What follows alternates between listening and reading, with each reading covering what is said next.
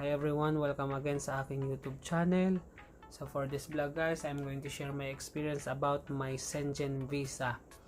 So kung mapapansin nyo, this past few weeks ang aking mga uploaded videos I shot in Amsterdam or in Holland. So marami ang nag-PM, marami ang nagtatanong kung paano daw ba ako nakakuha ng Schengen visa o paano ako nag-grant ng Schengen visa as migrant caregiver here in Israel. So guys, but before I start, gusto ko lang i-clear, this is based on my experience. So hindi ko alam kung may mas maayos pang proseso or mas maalawa na procedure para makakuha ka ng Schengen visa. So gusto ko lang i-clear guys, this is based on my experience para malinaw. So bago din ako magsimula is ano ba yung ating pag-uusapan. So this is the Schengen visa. So guys, Schengen visa is a short stay visa that allows its holder to visit in the Schengen area. So guys, Schengen area is composed of 26 states or countries. So if you are a holder of this visa, you are entitled to visit this Schengen states without any border control. So for example, gusto mo pumunta ng France, ng Netherlands, ng Switzerland, or ng Spain, ng Italy, so hindi ka magkakaproblema kahit magpalipat-lipat ka ng bansa. So yun ang Schengen visa guys.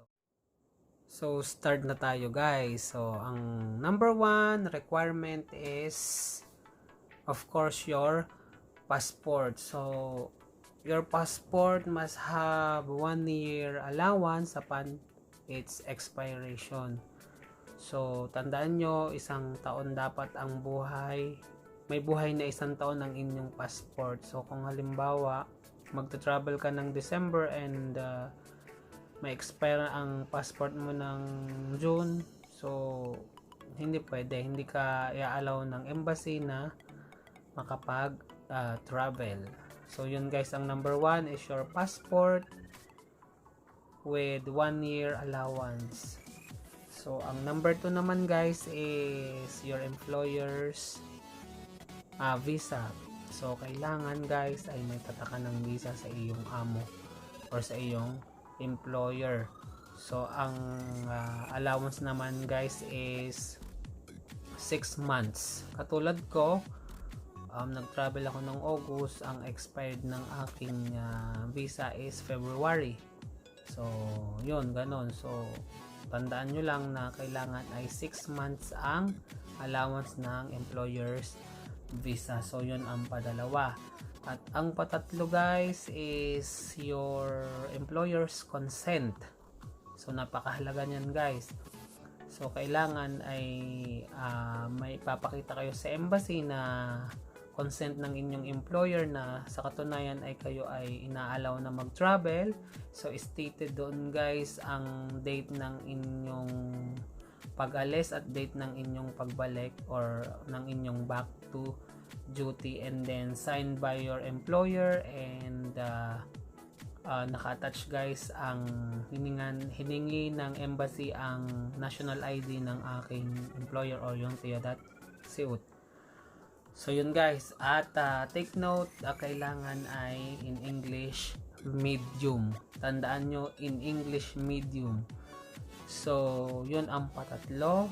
So ang pang-apat guys is your re-entry visa. So titingnan yan sa embassy ang iyong passport kung may re-entry ka. So before kayong mag-comply or magpasa ng mga requirements, kailangan ay nakakuha ka na ng re-entry kasi yan ay nasa checklist ng embassy na kailangan meron ka. So ang pag-aayos naman guys ng re-entry is katulad lang din ng kung paano tayo magbabakasyon sa Pilipinas. So may ibibigay sa iyong agency ng mga papers, and then papasa mo lang yun sa Ministry of Interior, and then your re-entry visa. So yun guys ang pang-apat na requirement. So ang panglima naman guys is your bank statement. So ito dito ko medyo nahirapan at dito nagkaroon ng medyo madaming conversation with regards sa aking trabaho. So unang-una guys, wala naman akong Visa card. So sinabi ko na lang na sumasahod ako ng ganitong halaga every month at meron din akong dalang mga receipt na galing sa parang mga payslip na galing sa aking bituwak. So yun ay 3 consecutive months, January, February, and March. So ipinasa ko yun sa kanila. So chinek nila, sabi nila ay bakit hindi namin maintindihan kasi ang syempre lahat naman tayong nare-receive natin ay Hebrew ang sulat. So written in Hebrew, how come naman na magbibigay sila ng English? Sinabi ko nga na lahat naman talaga ng mga papers dito ay written in Hebrew.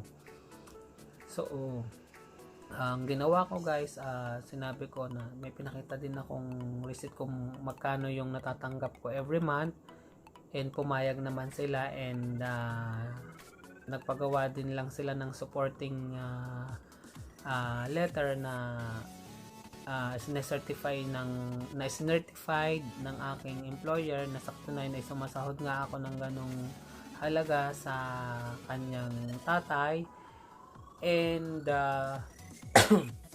pinirmahan niya, and kasali din yung guys yung national ID niya. So ganun, kung wala kayong bank statement or wala kayong, I don't think it's bank account or hindi ko alam kung anong purpose no. So pero sinabi din parang nabanggit sa akin na magta-travel ka, kailangan ay meron kang pera. So hindi ko din alam kung anong purpose noon. So yun guys, tandaan nyo yung pang-5 is your bank statement. So ang pinasa ko ay 3 consecutive months na payslip with supporting letter na galing sa aking employer na sinecertify niya na sumasahod ako ng ganong halaga, at take note din guys in English. So yon, naka 5 na tayo, and ang sunod next in line is your hotel bookings and itinerary. So yung inyong plane ticket, so kailangan ay na-print nyo na yon, daladala nyo doon, and then kailangan titingnan din nila na sa katunayan ay nakabook na kayo sa hotel na inyong pag-stayan. So kailangan andun yung hotel bookings. So mahalaga din yun, hinahanap din nila yon. And then after nun ay yun namang pang-7 guys is yung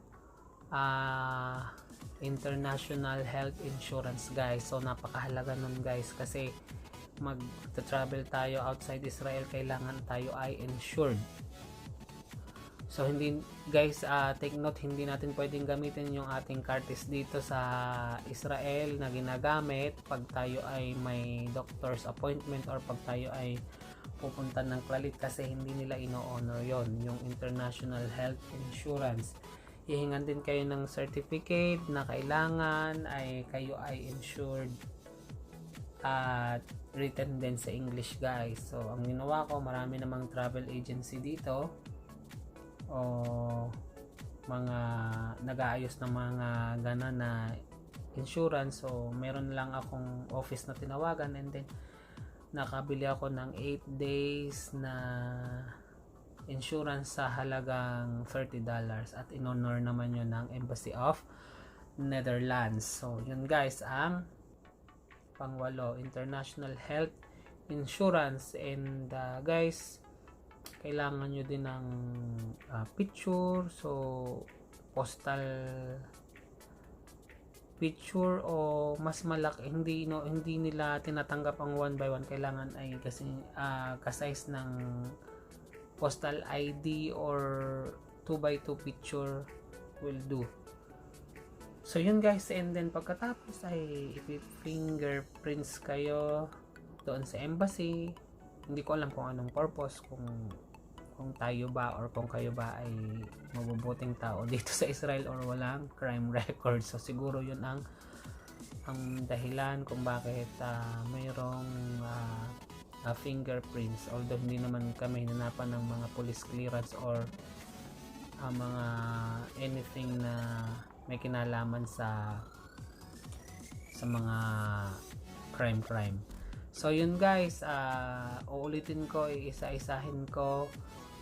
Ang una is passport, kailangan may 1 year allowance. Ang padalawa is your employer's visa, kailangan may 6 months allowance. Patatlo is your employer's consent, written in English. Paapat is your re-entry visa. So yun naman guys ay kinukuha lang sa Ministry of Interior.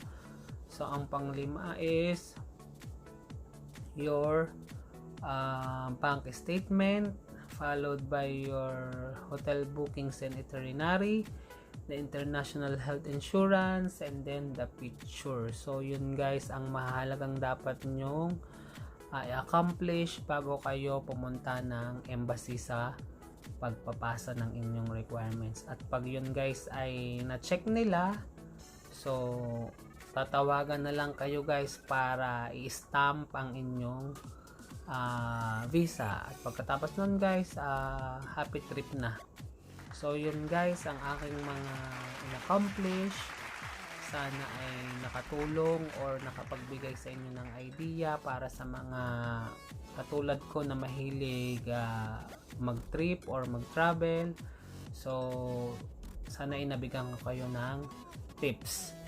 So doon sa mga nag-request ng review for this, salamat, and I hope clear sa inyo kung paano ko i-discuss or kung paano ko i-share ang aking mga kinumply, ang aking mga tinubos na papeles para dito sa Schengen visa. So guys, maraming salamat, and good luck sa mga gustong mag-travel. Thank you very much and have a good day. God bless.